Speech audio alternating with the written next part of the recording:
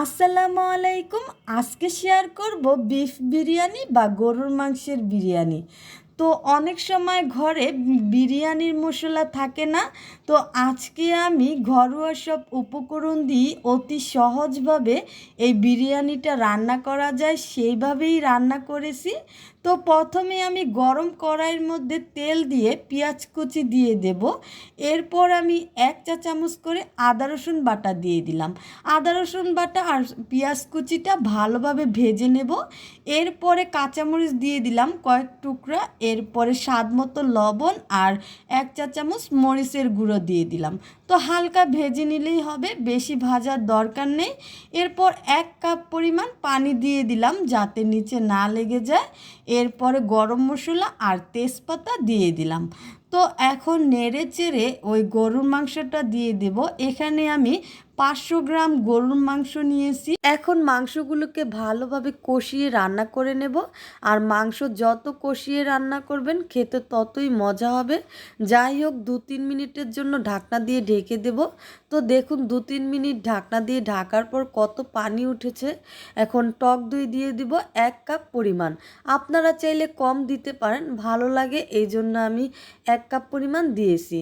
এরপর 5-6 মিনিট আবারও ঢাকনা দিয়ে ঢেকে দেব। তো দেখুন ঝোলটা কতটা কমিয়ে আসছে। ঝোল যখন এরকম কমে আসবে তখন পানি দিয়ে দেব 3 কাপ পরিমাণ। তো এখানে আমি গরম পানি দিয়েছি। গরম পানি দিলে কি হয়, স্বাদে ঘ্রাণে অনেক ভালো হয়। তো গরম পানিটা ব্যবহার করবেন। তো আবারও আমি 20 মিনিটের জন্য ঢাকনা দিয়ে ঢেকে দেব। তো এখন জিরের গুঁড়োটা দিয়ে দেব লাস্ট পর্যায়ে।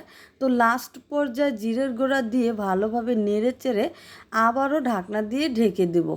তো ঢাকনা দিয়ে ঢাকার পর দেখুন শুকনো শুকনো ভাব হয়ে আসছে। তো আমার মাংস রান্নাটা হয়ে গেছে।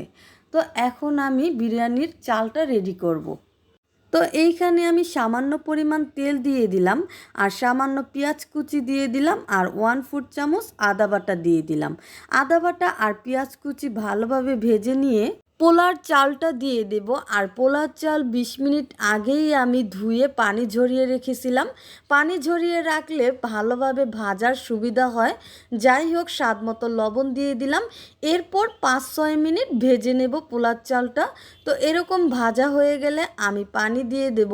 আর এইখানে আমি 1/2 কেজি পরিমাণ পোলার চাল দিয়েছি আর 1 কেজি পরিমাণ পানি দিয়ে দেব।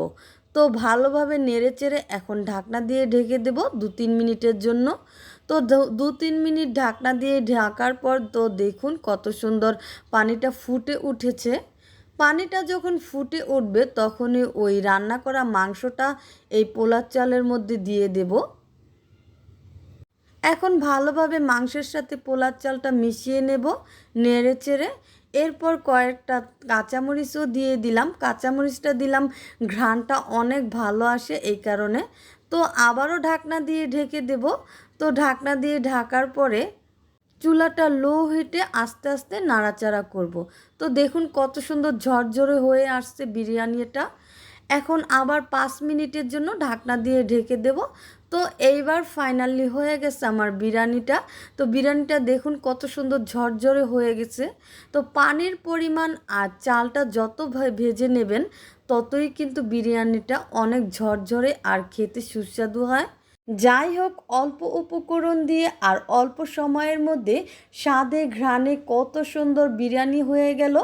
আর আমার এই বিরিয়ানি যদি আপনাদের কাছে ভালো লেগে থাকে তো আপনারাও ঘরে বসে বানিয়ে খেতে পারেন। তো ভালো থাকবেন। আল্লাহ হাফেজ।